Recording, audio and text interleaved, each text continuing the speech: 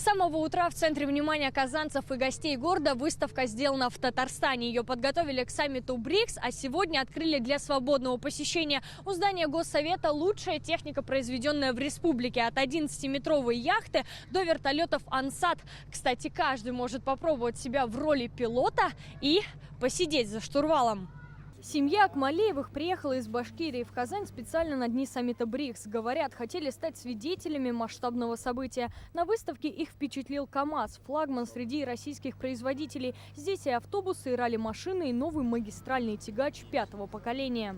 Такие КАМАЗы некоторые я даже и не видел. Особенно вот этот КАМАЗ-мастер. Даже удалось в нем посидеть. Очень сильно берет город за страну.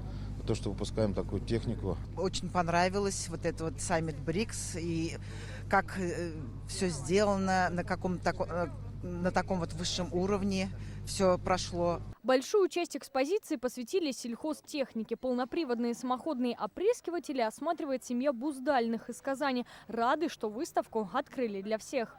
Это очень интересно узнать, какие техника, какие автомобили, да, представлены здесь, и вертолеты.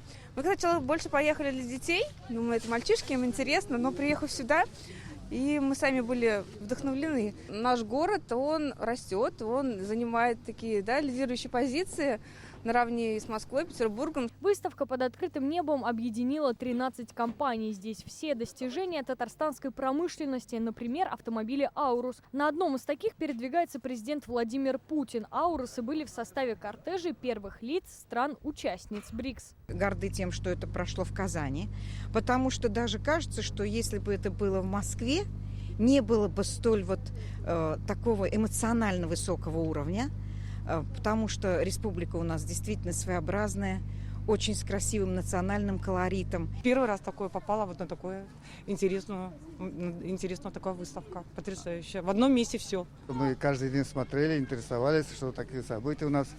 Поэтому вот сразу же пришли сегодня посмотреть. И знали, что столько много у нас производится в нашей республике, в Татарстане. Елабуга сколько этот автобус выпускает, вертолеты вот какие. Даже катера. Выставка на площади перед Госсоветом открыта до 27 октября с 9 утра до 8 вечера. Казань супер! Алена Струминская, Адель Миндубаев, ТНВ, Казань.